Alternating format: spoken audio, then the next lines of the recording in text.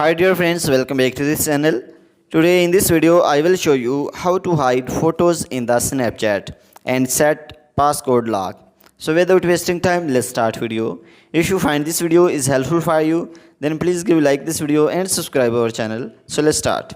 So firstly open the Snapchat and then click on the photos, and here you can see your different photos. So select the photos which you want to hide.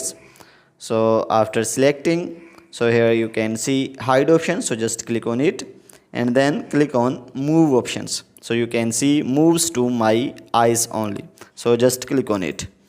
So you can see these photos will be hide when you will move your photos in my hide see.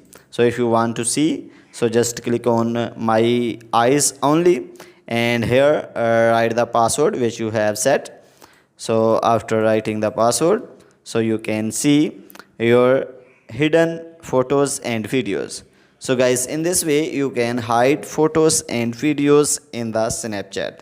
So guys, if this video is helpful for you, then please give like this video and subscribe our channel. Thanks for watching.